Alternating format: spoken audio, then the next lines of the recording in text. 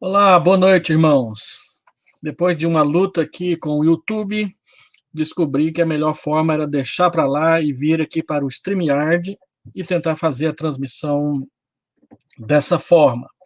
Eu espero que todos estejam bem. Boa noite, Neuza, Maria de Lourdes, Cirlei. Boa noite, Ana Lúcia.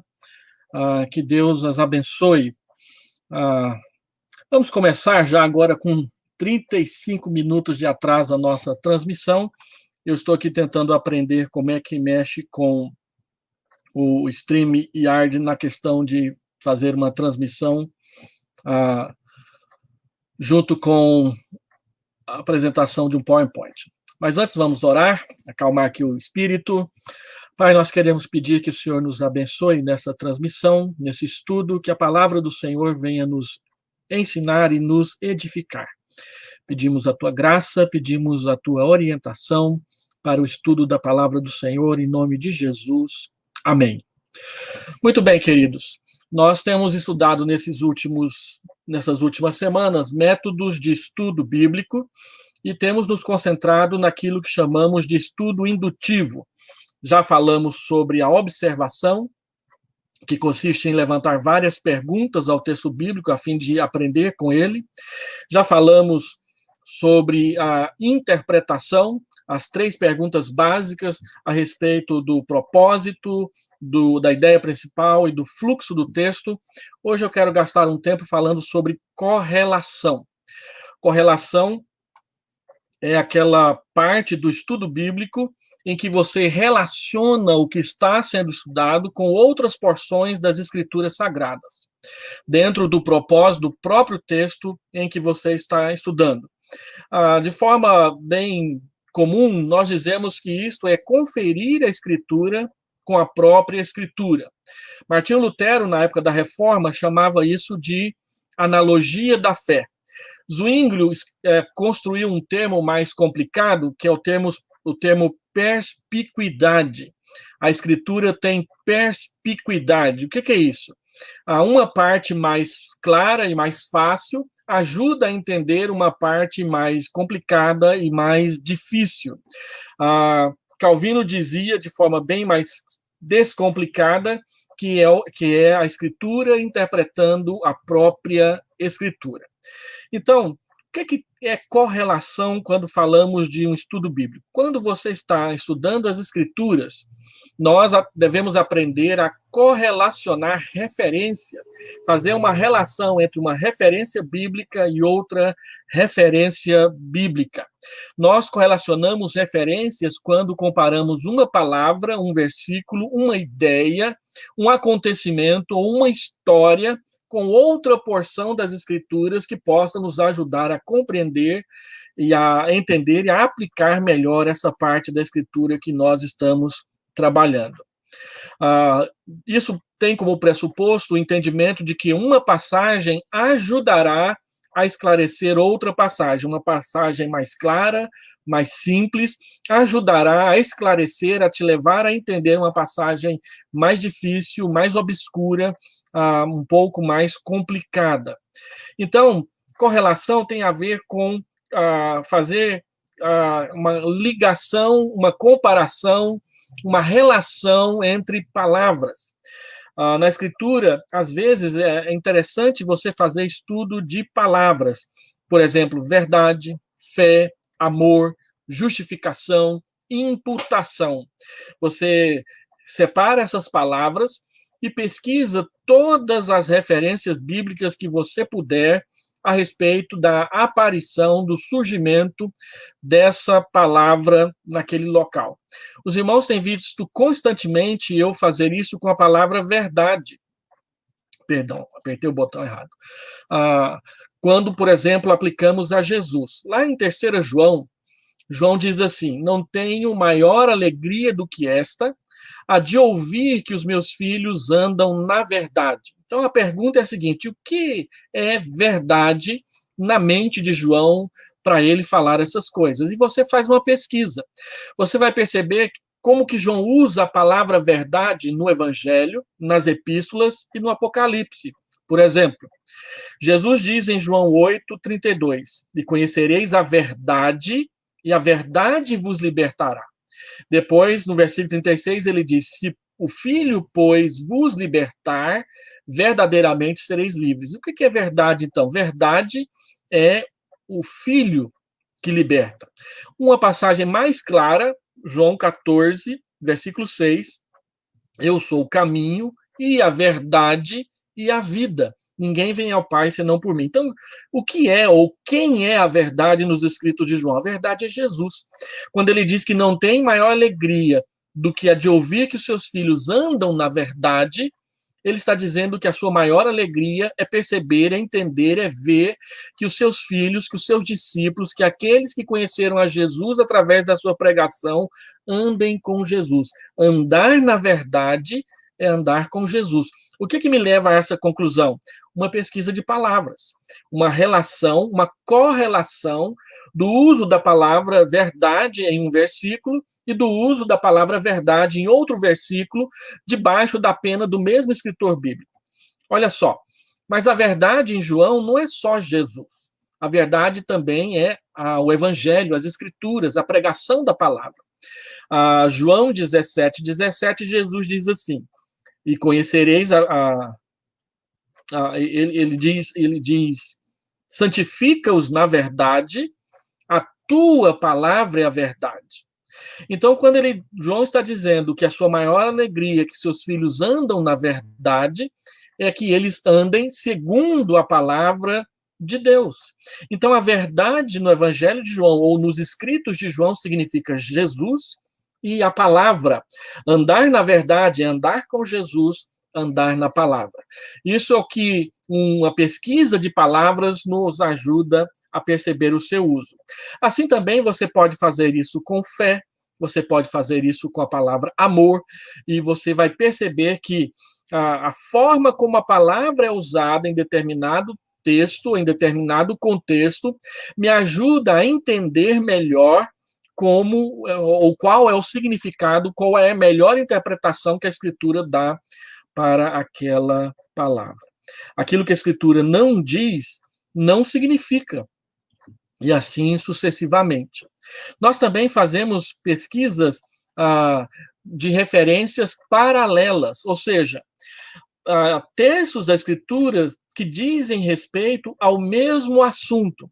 Um exemplo clássico disso é Mateus, capítulo 6, versículo 9 a 15, comparado com Lucas, capítulo 11, versículo 2 a versículo 4. Se você abrir a sua Bíblia aí, aqui eu estou meio complicado de abrir a minha de tal forma que você possa ver, eu estou usando um programa diferente aqui do que eu estava acostumado a usar, então não vou arriscar para, de repente, não perder tudo aqui, tá bom? Depois eu vou aprender como faz isso. Mas, lá no texto de Mateus 6 e de Lucas 11, você vai perceber que são os dois textos do Novo Testamento onde se ensina a oração dominical ou a oração do Pai Nosso. Em Mateus, Jesus diz assim: quando vocês forem orar, orem assim. Mas em Lucas, ele diz: quando vocês forem orar, digam assim. Então, Mateus está dizendo e está deixando claro para nós que a oração do Pai Nosso, ela é uma oração que serve de modelo para as nossas orações, que a forma como nós vamos estruturar, construir, organizar as nossas orações devem partir do modelo que Mateus, a oração do Pai Nosso em Mateus 6 adorando a Deus em primeiro lugar, pedindo o alimento e depois, por fim, pedindo o perdão dos pecados. Sempre colocando a adoração ao nome de Deus em primeiro lugar. Mas quando você olha Lucas, ele tem uma perspectiva diferente. Ele não coloca a oração do Pai Nosso simplesmente como uma oração modelo que vai te ensinar como você deve orar. Mas ele também coloca que ela é uma oração que você deve repetir. Então, quando vocês orarem, digam essas palavras. Essa é a razão porque a oração do Pai Nosso ela é preservada e, vez por outra, nós a oramos juntos nas liturgias dos nossos cultos. Ela é uma oração que serve de modelo para me ensinar como eu devo orar, mas é também uma oração que eu posso repetir na presença de Deus se eu entendo bem, se eu compreendo bem o sentido, o significado daquelas palavras que lá estão. Uma outra forma de fazer correlação é fazer a correlação de referências correspondentes. Por exemplo, isso tem muito a ver quando você cita o Antigo Testamento no Novo Testamento.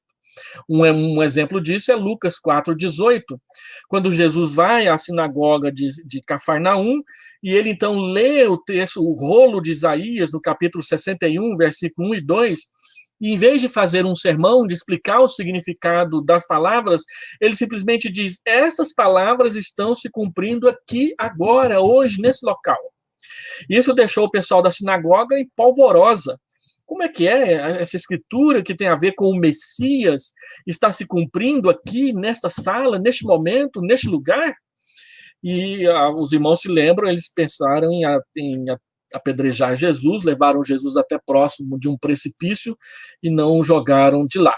Essa fotografia que está aí no PowerPoint que eu estou mostrando é a fotografia das ruínas da sinagoga de Cafarnaum, o exato local onde Jesus fez essa citação do Antigo Testamento, dizendo que ela tinha acabado de se cumprir na sua pessoa, quando ele começa a pregação do Evangelho.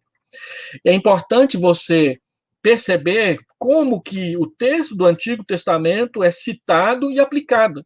Jesus cita a profecia de Isaías e diz que ela se aplica a ele naquele exato momento da história de Israel. Então, existem muitas outras citações do Antigo Testamento no Novo Testamento, e nós precisamos conhecer os dois textos, o do Novo e o do Antigo Testamento, para saber exatamente do que se trata a citação. Isso também é correlação. Quando nós citamos, por exemplo, a história de Melquisedeque, que acontece em Gênesis 14, não é simplesmente dizer que aquilo aconteceu lá, mas qual foi o contexto em que Abraão encontrou Melquisedeque, o reverenciou e lhe entregou o dízimo. E isso nos ajuda a interpretar a aplicação da citação do Antigo no Novo Testamento. Uma outra forma de fazer correlação é a correlação de ideias, conceitos, doutrinas, ensinamentos. Como que uma doutrina tem a ver com outra. Por exemplo, você lê os escritos de João no Novo Testamento e ele gosta da expressão novo nascimento que aparece lá em João capítulo 3, do verso 1 até o verso 8. Mas você não vê Paulo falando a expressão novo nascimento, você vê Paulo usando a expressão adoção. Romanos 8, versículo 15 é um exemplo disso. Nós recebemos o espírito de adoção pelo qual clamamos Abba, Pai. E ele diz a mesma coisa em Gálatas, capítulo 4. Ou seja, Paulo não usa a linguagem ou a ideia ou o conceito de novo nascimento. Ele usa o mesmo conceito, mas com uma palavra diferente, a palavra adoção. Você vai para os escritos de Pedro, as epístolas de Pedro, ele não usa nem novo nascimento, embora ele use adoção, mas ele prefere usar o termo regeneração. E aí você compara os conceitos de regeneração, de adoção e de novo nascimento, e você perceberá que eles estão tratando de assuntos parecidos ali no texto bíblico. É claro que os estudiosos da teologia sistemática vão dizer que novo nascimento, adoção e regeneração vão ter aplicações diferenciadas dentro da chamada Ordo Salutis, ou a ordem da salvação. No entanto, são ideias relacionadas. E eu posso, sim, quando estou explicando o novo nascimento, trazer os conceitos e as ideias de Paulo sobre a adoção para o significado do novo nascimento e vice-versa. O novo nascimento, o conceito de novo nascimento, que é uma obra de Deus, puramente de Deus, me ajuda a entender o conceito também de Paulo de adoção e o conceito de Pedro de regeneração e vice-versa. Então, nós fazemos correlação de conceitos e de ideias. Nós já vimos até aqui o seguinte: nós fazemos referências de palavras, correlacionando uma com a outra, Nós fazemos referências paralelas, textos que tratam de assuntos semelhantes ou do mesmo assunto, textos que citam outros textos, no caso, a relação do Antigo com o Novo Testamento, a referência ou a correlação de ideias comuns e também as referências de contraste. Por exemplo, você abre a sua Bíblia em Romanos, capítulo 5, e você tem ali Jesus e Adão sendo comparados e contrastados ao mesmo tempo. Eles são comparados quando é dito que tanto Jesus como Adão representam um povo. E eles são contrastados quando diz para onde a representação de Adão nos levou e para onde a representação de Cristo nos leva. O fato de nós sermos contados em Adão e ele ser nosso representante diante de Deus nos levou para a morte, para a culpa, para a corrupção do pecado. E o fato de sermos representados por Cristo nos leva para a salvação, para o perdão, para a experiência da graça de Deus. Essas referências de contraste, e aqui nós temos um personagem do Novo Testamento, uma personagem do Novo Testamento contrastado e comparado com outra personagem do Antigo Testamento, nós chamamos isso de tipologia, e Adão e Cristo são comparados e contrastados em coisas bem específicas.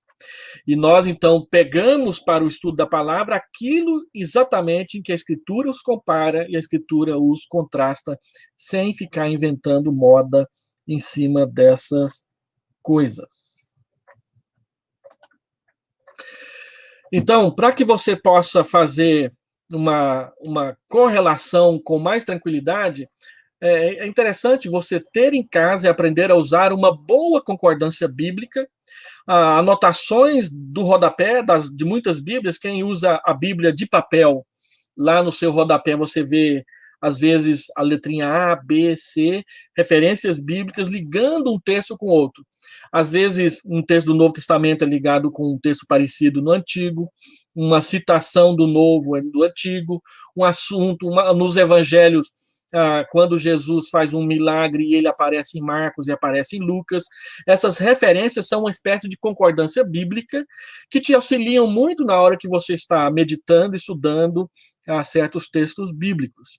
Mas você pode ir além, e você deve ir além, e aí concordância bíblica ajuda. Com o advento do eletrônico, das mídias eletrônicas, hoje grande parte das nossas Bíblias já vem com uma chave bíblica e uma concordância bíblica embutida nelas. Eu uso uma Bíblia aqui, a Olive Tree, que já traz tudo isso. E ela pode ter exatamente essa concordância bíblica exaustiva do Russell Shelp, publicado aqui, ela não é do Shelp, é de outro autor. Mas são concordâncias bem minuciosas que hoje em dia já vem embutido dentro dos programas de Bíblia, e você simplesmente digita uma palavra ou às vezes uma frase e ela te leva para lá, o que nos ajuda demais no estudo bíblico. Sem contar esses programas de bibliotecas bíblicas, como o Logos, por exemplo, que vem com 600, 800 livros já embutidos, todos eles colocados num banco de dados em que você pode relacionar ou correlacionar um com o outro. O Logos, por exemplo, eu posso colocar nele as coisas que eu mesmo escrevi, todas as exposições bíblicas que eu já fiz e que eu condensei num pequeno livreto, eu fiz o upload para o meu programa Logos, de modo que quando eu estou estudando um texto bíblico, as pesquisas que eu fiz no passado também estão incluídas ali para pesquisa. Hoje facilitou demais essa questão. Depois que você aprende sobre correlacionar textos bíblicos, você precisa aprender a falar o texto bíblico que você está estudando com as suas próprias palavras. Nós chamamos isso de paráfrase. Paráfrase é uma tradução livre. Uma tradução livre não quer dizer que você traduz do jeito que você quiser, que achar melhor, mas que você transforma numa declaração ou num texto que você escreve o seu entendimento daquele texto numa tradução livre. Vamos dar uma olhada nisso. Aqui eu coloquei 3 traduções de Romanos 12, 10, para mostrar como que, às vezes, uma tradução diferente pode facilitar ou pode dificultar o entendimento de um texto. Então, Romanos 12, 10, na Bíblia Revista e Atualizada, diz: amai-vos cordialmente uns aos outros, com amor fraternal, preferindo-vos em honra uns aos outros. Aí você correlaciona com a tradução da Bíblia na linguagem de hoje, que é uma tradução quase 300 anos, quase 200 anos mais moderna.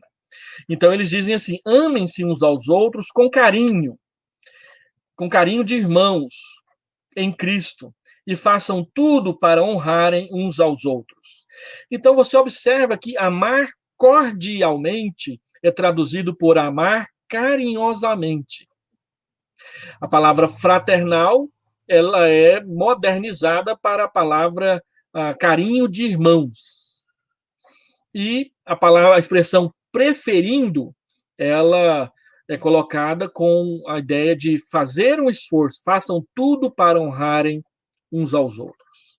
Olha como fica a Bíblia Viva. A Bíblia Viva não é uma tradução no sentido estrito da palavra, ela é uma paráfrase, ela é uma tradução livre, em que os tradutores deram liberdade na hora de tentar expressar o conceito original do texto bíblico.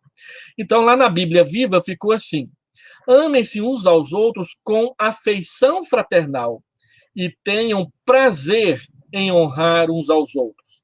Traz o conceito de honrar os irmãos com alegria, com prazer. Tudo isso escondido na palavra mais antiga, preferindo-vos em honra. Observe como que isso acontece. Agora, ande um pouco mais e compare com outras versões da Bíblia.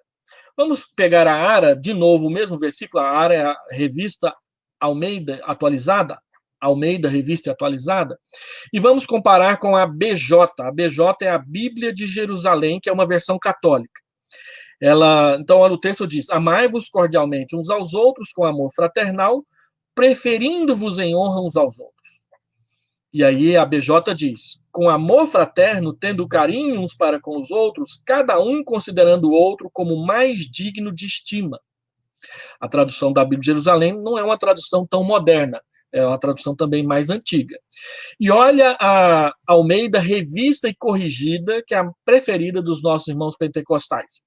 Amai-vos cordialmente uns aos outros com amor fraternal, preferindo-vos em honra uns aos outros. Observe que a Revista e Corrigida e a Almeida e Atualizada são iguaizinhas, não tem diferença nenhuma. Mas já você comparar com a Bíblia de Jerusalém, parece que o texto ficou mais pesado, mais difícil de entender do que mais fácil de entender.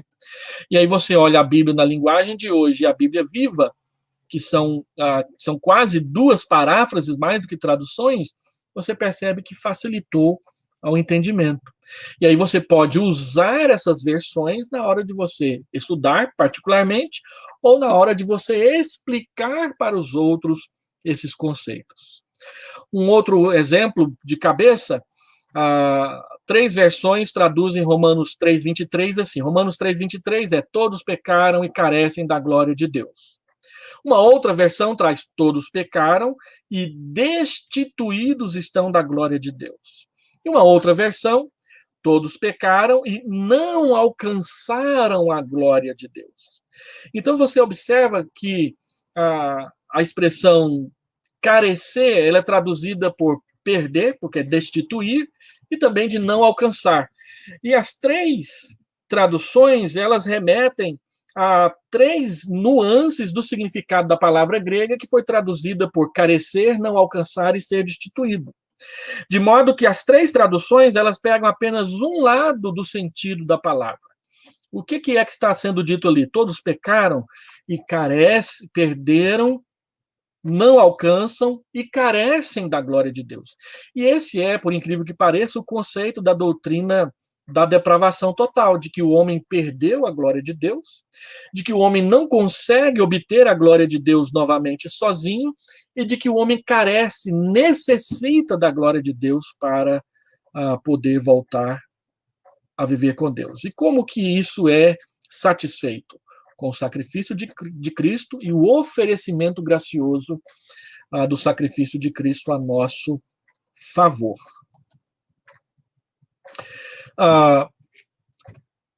Como que nós também fazemos correlações? Nós fazemos correlações também esboçando o nosso texto.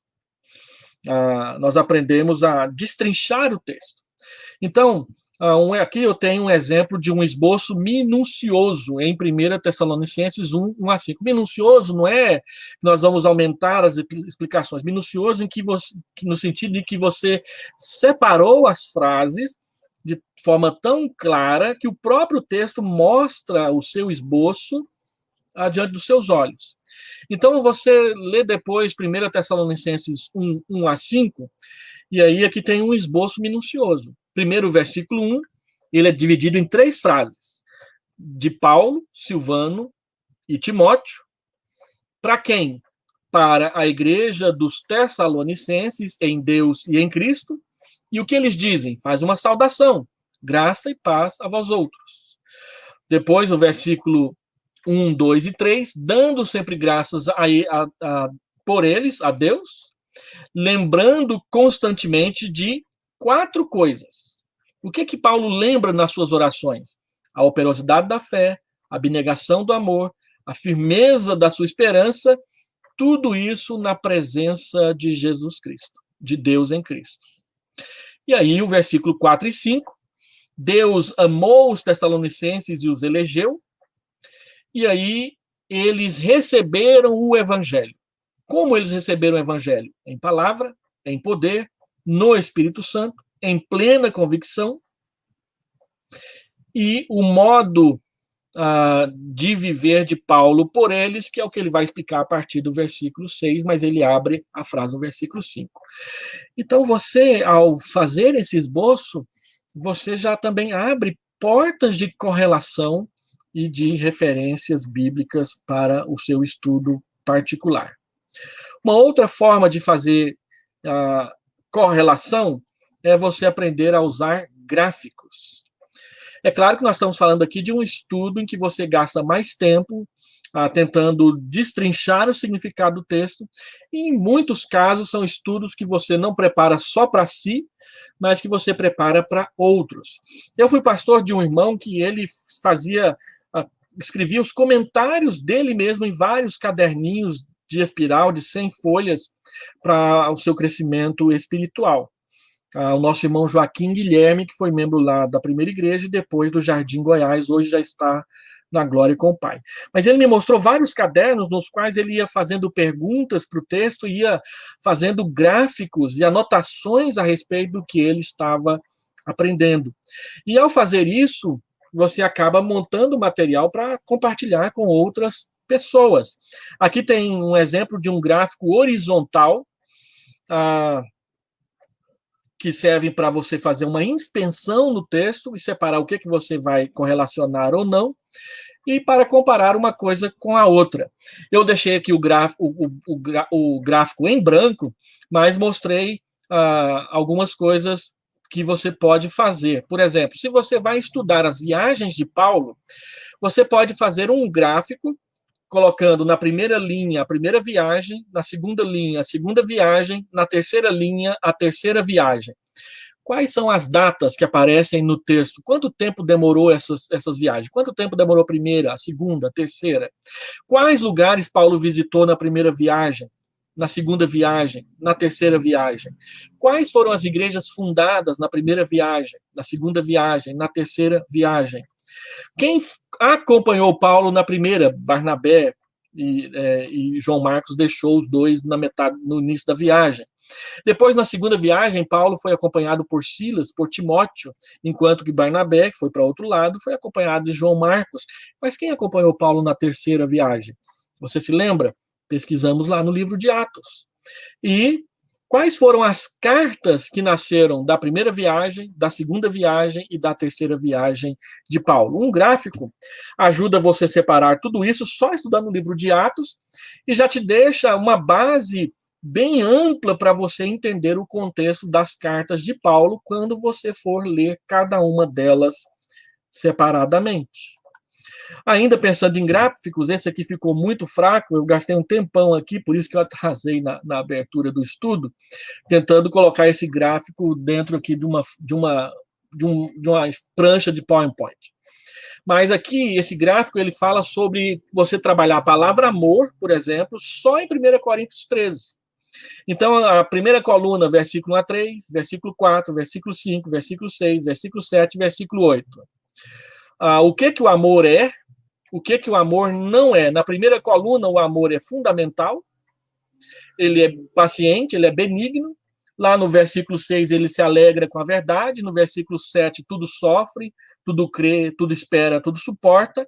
E no versículo 8, ele permanece para sempre. Agora, o que ele não é? No versículo 4, que diz que ele é paciente e benigno, também diz que ele não é ciumento, que ele não é vaidoso, ele não é ufanista e ele não é soberbo.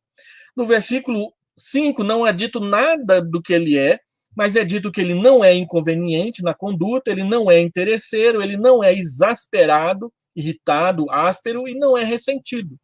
E no versículo 6, ele não se alegra com a injustiça. E o que então, qual é a comparação de amor com dom, que é o propósito do capítulo 13 de 1 Coríntios? Ali, então, no versículo 1 a 3, ele faz comparações entre o amor como fruto do Espírito e os dons do Espírito, mostrando que o amor não é um dom que é dado para um e não é dado para outro. O amor ele é permanente, ele é para todos, porque ele é fruto do Espírito. E a conclusão de 1 Coríntios 13 é que o amor como fruto do Espírito é permanente, enquanto que os dons eles são passageiros na vida das pessoas. Gráficos verticais, esses são os mais comuns. Quando você compra um livro, você encontra vários gráficos verticais, que são aqueles que estabelecem colunas de um lado e de outro. Você pega um quadrado e coloca um tema, e depois o próximo quadrado vai trabalhando tudo dentro desse tema. Não tem aqui divisão de linha por linha, como o gráfico horizontal tem. Então, em 1 Tessalonicenses 1, nós temos uma descrição do evangelho que foi recebido e os resultados desse evangelho na vida das pessoas, no versículo 6 a 10. De 1 a 5, saudação, oração, o ingresso, como que o evangelho entrou na vida dos tessalonicenses. E aí, depois, do verso 6 a 10, quais foram os resultados do evangelho na vida dos cristãos? Ao fazer um gráfico vertical, você acaba estabelecendo o esboço do texto.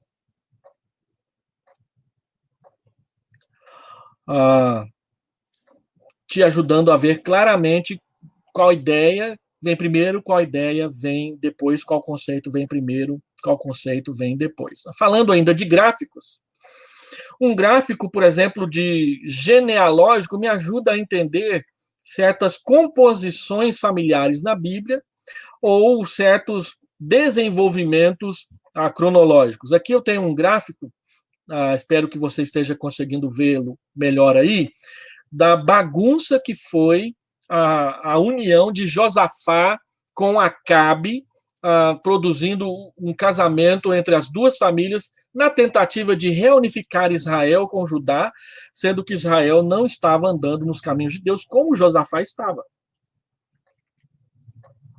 E o desastre que isso foi para Judá na geração seguinte.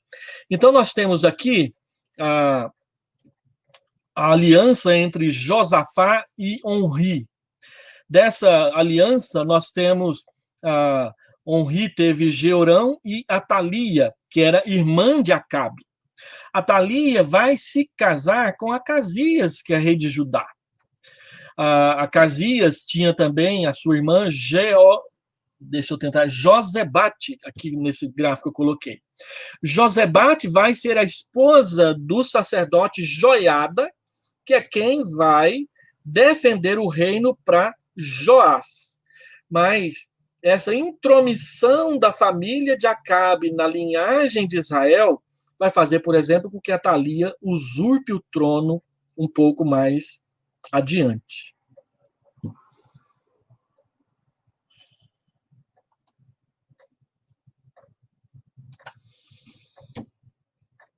Eu vou colocar o esboço depois lá no...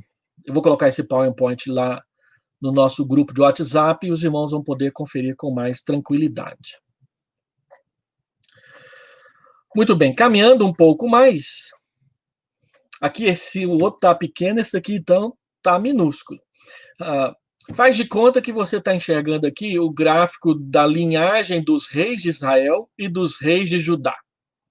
Aqui em cima tem a lista de todos os reis de Israel, os textos bíblicos que tratam sobre ele e a quantidade do seu reinado. A mesma coisa dos reis de Judá. Então, esses gráficos cronológicos, eles nos ajudam a enxergar o contexto no qual o texto que nós estamos trabalhando nos ajuda a interpretar. Você vai perceber isso claramente nos sermões que eu estou fazendo sobre Eliseu lá nos nossos cultos. Sempre eu faço uma menção à cronologia dos reis de Israel, para que os irmãos possam enxergar melhor onde e quando Eliseu está trabalhando e a dimensão do ministério dele dentro da época do reino de Israel. E isso aqui não é só simplesmente curiosidade, nos ajuda a entender muita coisa na história de Israel. Um outro gráfico aqui é um quadro dos profetas. É muito interessante isso aqui. Nós temos os profetas que são antes do cativeiro, os profetas que são durante o cativeiro e os profetas que são após o cativeiro.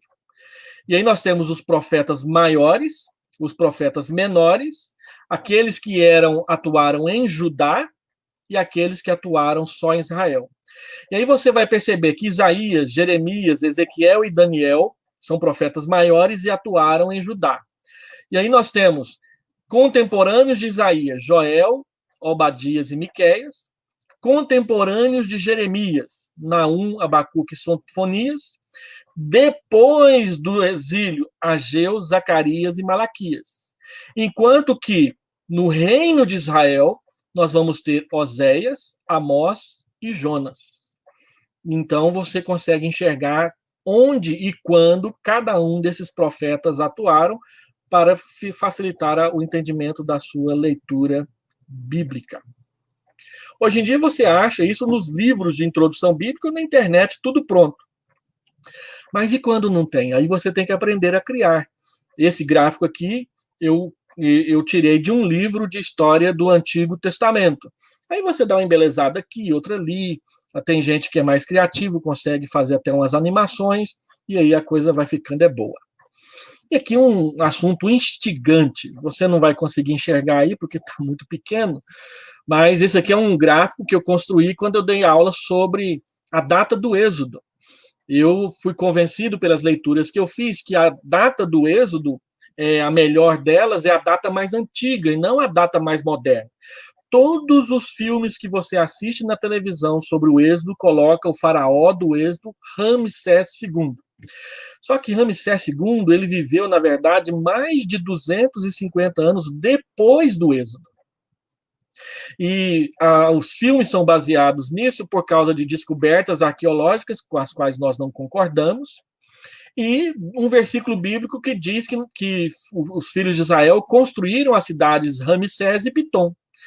E aí eles entenderam que Ramsés era o nome do rei Ramsés II, mas não é bem isso, não. Se você vai estudar um pouco mais de profundidade e usando os textos bíblicos como guia para a construção cronológica, você vai entender que o rei da opressão não foi o Sete I e Ramsés o rei do Êxodo.